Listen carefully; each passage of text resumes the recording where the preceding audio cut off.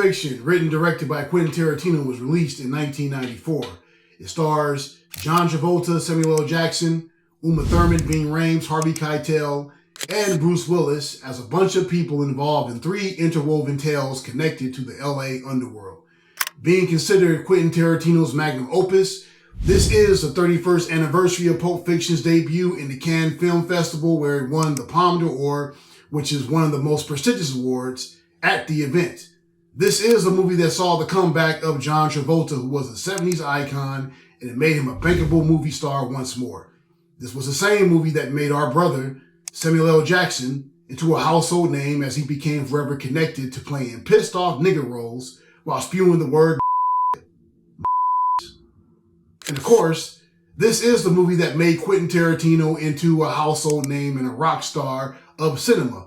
He emerged during a renaissance in filmmaking where producers like Harvey Weinstein, yeah, that Harvey Weinstein, was looking for innovative, independent filmmakers who were telling fresh stories not seen in the Hollywood system. This included filmmakers like Robert Rodriguez, Steven Soderbergh, David Fincher, Kevin Smith, Paul Thomas Anderson, and of course, Quentin Tarantino himself. Tarantino had every wannabe filmmaker trying to work at a video store, write 10-minute scenes with witty dialogue, and create a universe where all the movies were connected. Pulp Fiction created a paradigm shift within the Hollywood machine, and Quentin Tarantino was at the helm of it all. And if you haven't seen Pulp Fiction, spoiler alerts. Pulp Fiction is a motion picture that you must see more than once to notice all the details on display. For instance, in the opening scene, you can see Vincent Vega, played by John Travolta, walking to the restroom as Pumpkin and Honey Bunny to would-be robbers hold up a diner in Hawthorne, California. Note, I used to eat at that same diner in Hawthorne. It has great food, and in fact, when I was releasing my first feature film, 400 Will Kill You, they were very, very supportive of my joint.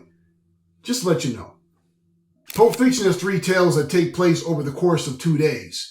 The first story deals with a goon that babysits his boss's wife during his absence. The second story focuses on a boxer that double-crosses a gangster that paid for him to take a dive. And the third story deals with a Bible verse-spewing hitman that vows to reform his murderous ways after he and his partner survive a near-death experience. Each story connects to the other stories, with some of the characters from the previous stories appearing with the other stories, but in smaller roles. Each story has a clear theme that defines the behavior of the protagonist. In the first story, the theme is loyalty. Vincent Vega diligently protects his boss's interests, which means by proxy, protects his boss's wife even when she's nearly OD'd on his smack. In The Watch, the second story, the main theme is honor. Butch, played by Bruce Willis, honors the memory of his forefathers and must go through a rite of passage to become worthy of passing on their family heirloom to the next generation. In The Bonnie Situation, the final tale, Jules Winfield, played brilliantly by Samuel L. Jackson, deals with the theme of redemption. After nearly being killed in a routine job for his boss, he decides to live his life righteously even when confronted by desperate criminals attempting to rob him. Pulp Fiction is the quintessential Tarantino picture. This is the flick most people remember him for because it has all of his classic cinematic tropes. The stories are told in non-sequential fashion. He mixes various tones, dialogue, and set pieces that are specific to various movie genres. He films long scenes that resemble theater instead of cinema. The characters often engage in small talk. There is a Mexican standoff, and the audience encounters characters that are connected to other characters from his other films. All these elements are on full display, and when it premiered, it was different than any other thing popular during that time. The only flaw that I saw with Pulp Fiction was Tarantino's portrayal of the character Jimmy in the last vignette. Jimmy uses the N-word quite casually and unnecessarily in this segment. To me, it doesn't work considering the type of characters he's dealing with in this scene. Jules Winfield specifically is a middle-aged, notorious FBA brother from Inglewood. He's a hitman with a jerry curl. Living in Watts, I knew killers with jerry curls.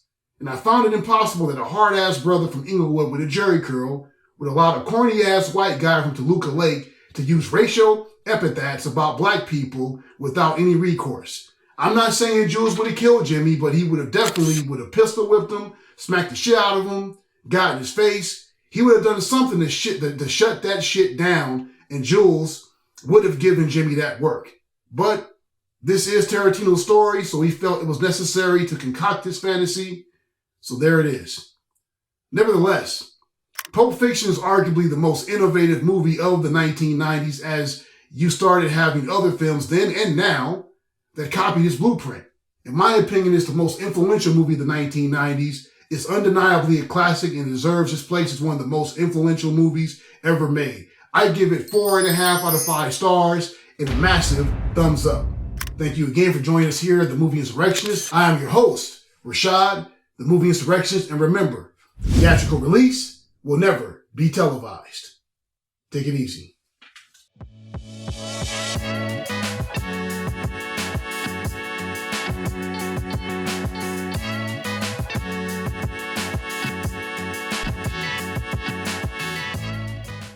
Those who attempt to poison and destroy my brothers, when I lay my vengeance upon them. This was divine intervention. You know what divine intervention is? God came down from heaven and stopped these motherfuckers.